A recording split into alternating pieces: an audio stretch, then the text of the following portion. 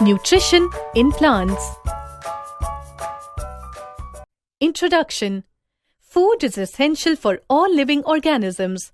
Carbohydrates, proteins, fats, vitamins and minerals are the main components of food. These are called nutrients. Nutrients are required for bodybuilding, growth and recovery of damaged muscles.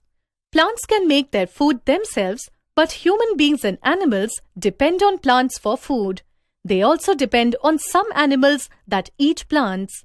Thus, they directly or indirectly depend on plants. Mode of nutrition in plants. Green plants are able to make food for themselves by using carbon dioxide, water and minerals. These materials are already present in their surroundings. When this food is eaten by all living organisms, it produces energy to carry out life processes. Nutrition is the mode of taking food by an organism and its utilization by the body. The mode of nutrition in which organisms make their food themselves is called autotrophic. Hence, plants are called autotrophs. They are also called producers. On the other hand, the mode of nutrition in which organisms take already made food is called heterotrophic. All living organisms except plants take food from plants, hence are called heterotrophs. Photosynthesis. Green plants make their food in their leaves. These are called the food factory of a plant. The cells of green leaves and young stems of plants contain numerous green structures called chloroplasts. The chloroplasts are green because of the presence of a green pigment called chlorophyll. It is chlorophyll that traps energy from sunlight and the air through tiny pores called stomata. These pores are located on the surface of the leaves and surrounded by guard cells. The synthesis of food in plants occurs in leaves. Therefore, all the raw materials must reach there. Plants take in carbon dioxide from the surrounding air through stomata. Water and minerals present in the soil are absorbed by the roots and transported to the leaves. Water and minerals are transported to the leaves by thin strands like filaments which spread like pipes throughout the root, stem, branches and the leaves. Using the energy from the sun, a chemical reaction takes place in the green parts of the plant, in which carbon dioxide and water are converted into carbohydrates. Oxygen is released in this process. Carbon dioxide plus water gives rise to carbohydrates plus oxygen in the presence of chlorophyll and sunlight. Since the synthesis of food occurs in the presence of sunlight, it is called photosynthesis. Photo, light, synthesis, to prepare. So we find that chlorophyll, sunlight, carbon dioxide, water and minerals are necessary to carry out the process of photosynthesis. It is a unique process on the earth. The solar energy is captured by the leaves and stored in the plant in the form of food. Thus, the sun is the ultimate source of energy for all living organisms. The food synthesized by the green leaves is transported to the other parts of the plant by the stem. In most plants, carbohydrate is converted into starch and stored in leaves, stems, roots, etc. The presence of starch in leaves indicates the occurrence of photosynthesis. The food prepared by plants provides nutrition not only to the plants but also to every living organism directly or indirectly, released by plants in photosynthesis process. Hence, it maintains the balance in the nature and supports life on the earth. An activity to prove that sunlight is necessary for photosynthesis. Materials required: a potted plant, a black paper, L-shaped stencil, iodine solution, a dropper. Method: take a potted plant. Keep it in dark for 4 days. Take a black paper and cut a simple L shape in it by using a stencil. Cover one leaf with this paper. Leave the setup in sunlight for 6 to 8 hours. Now, detach the leaf and perform iodine test for the presence of starch.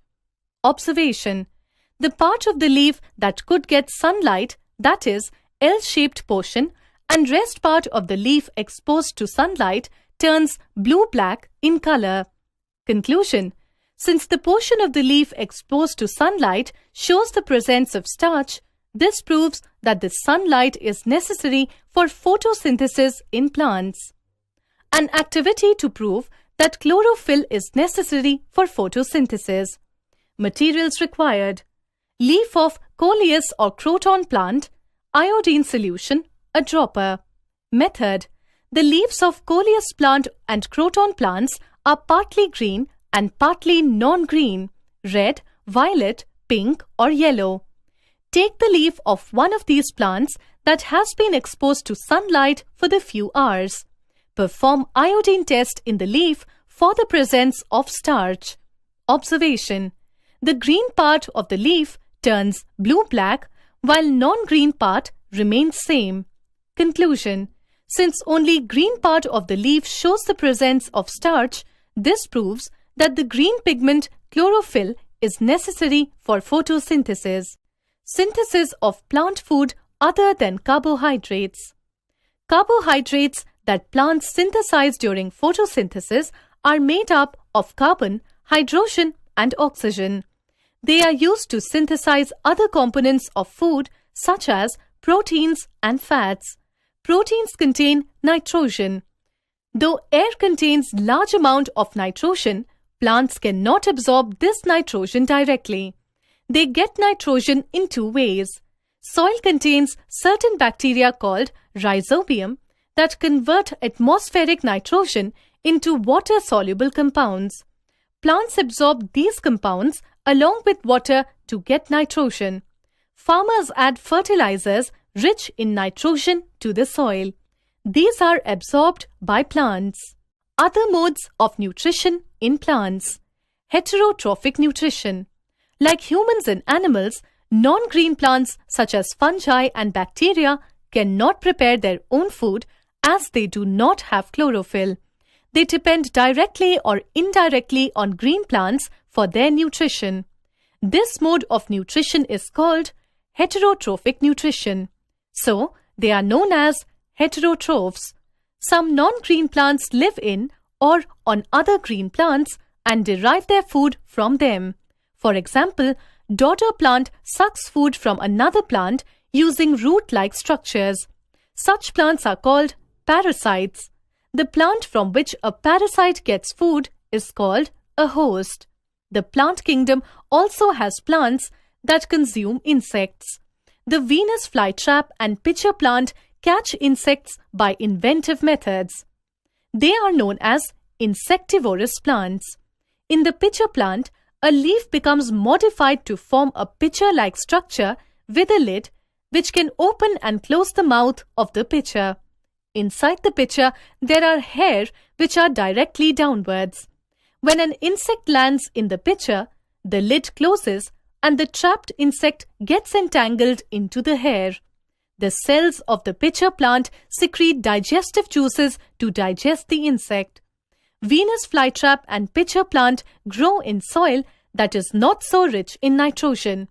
They use the nutrients obtained from insects to synthesize the food they prepare by photosynthesis. Saprotrophic nutrition. Some non-green plants live on dead and decaying plants and animals and derive their food from them.